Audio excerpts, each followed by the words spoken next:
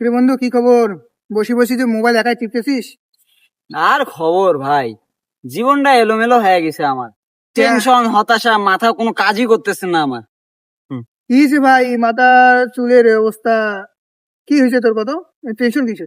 ভাই এত টেনশন আর ভালো লাগতেছে না ভাই, ঘুম হইতেছে না ঠিক মতো, খাইতে পারতেছি না ঠিক মতো, মানে কারোর সাথে কথা বলবো এটাও পারতেছি না। আমার অবস্থা মনে করেন একবারই খারাপ ভাই। তা এখন কি করতে যাচ্ছিস? ভাই মানুষ বলে টেনশন হলে নাকি মানুষ বিড়ি সিগারেট খায়, দেখি আমিও খাবো এখন, দেখি যদি টেনশন আমার কমে যায়।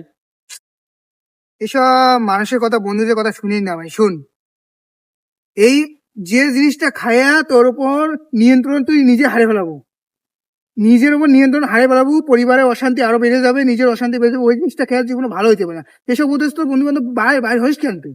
হ্যাঁ ভাই, শুন ভাই, দেখি একবার খায় দেখি যদি টেনশন আমার কইমা যায় ভাই, বোঝেন নাই ভাই, এটা দেখি আমি বন্ধু। ভাই আমি তো বড় ভাই হয়ে বা আমার বন্ধুর মতো হয়ে তোকে উপদেশ দিচ্ছি, এখান থেকে দূর হয়, দূর হও এইসব। তুই আল্লাহ তাআলার ইবাদত কর, একবার আল্লাহ তাআলার সেজদা যা, দেখবি যে তোর মাথার সব টেনশন দূর হয়ে যাবে।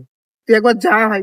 আবার শুন, তুই এসব চিন্তা মাথায় আনিসই না ভাই দেখি কি করা যায়, আমি দেখি একটা খায়া দেখি ভাই। ভাই। থাকেন ভাই, হ্যাঁ থাকেন ভাই।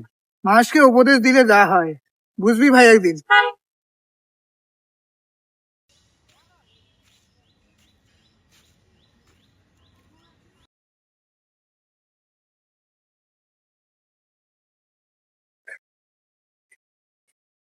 ছোট ভাই, কি অবস্থা, কি অবস্থা তোর ও ভাই! আল্লাহ, ভাই আমি অবাক হয়ে আছো।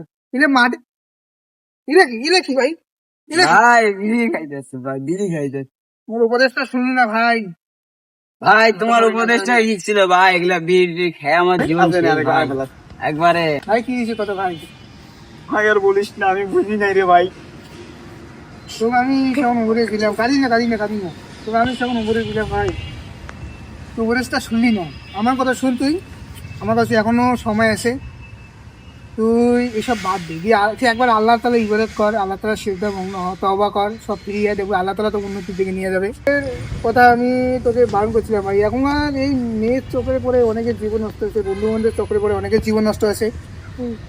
তা আমার কথা শুন, এখন চল আল্লাহ তাআলা ইবাদত কর, পাঁচ ওয়াক্ত আমার সাথে আয়। চল একসাথে দুজনে, আমি তো বড় ভাই এসে কিছু বন্ধুর মতোই। চল আমার সাথে চল, আল্লাহ তাআলার ইবাদত করি, চল সিজদা মগ্ন থাক, দেখবি সব টেনশন আল্লাহ তাআলা তোকে উন্নতির দিকে নিয়ে যাবে। ঠিক আছে? আল্লাহ তাআলা প্রথমে আসমায়, তারপর তার কাছে নিয়ে যেতেছে, আল্লাহ তাআলা তার কথা শুনতে পারে। যে শুন, ইসলাম আমাদের শরীর ও মনকে মন থেকে সব খারাপ জিনিস দূর করে। ঠিক আছে? শরীর ও মনকে ভালো রাখে।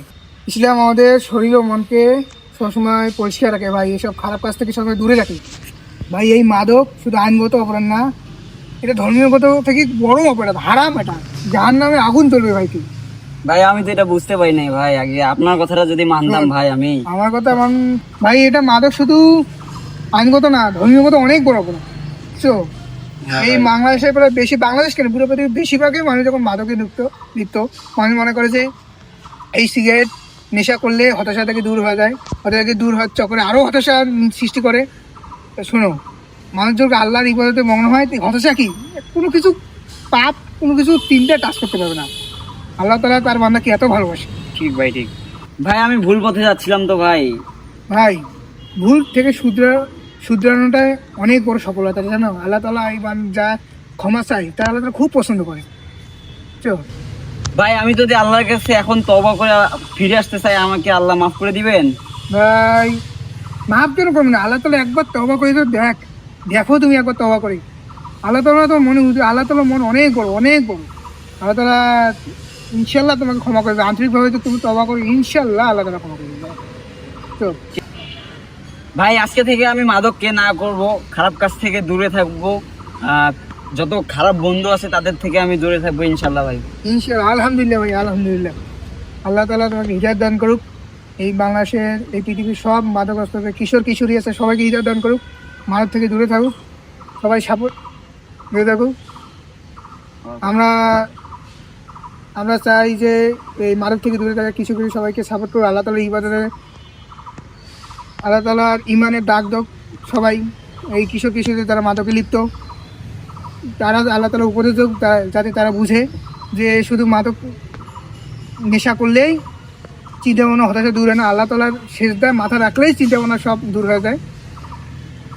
আল্লাহ তাকে সবাইকে হিদায়াত দান করে ভাই। ইনশাল্লাহ তুমি আমার সাথে এসেও নামাজ পড়ো, কারণ করো, ইনশাল্লাহ তুমিও দূর হবে, কান্না করিও না।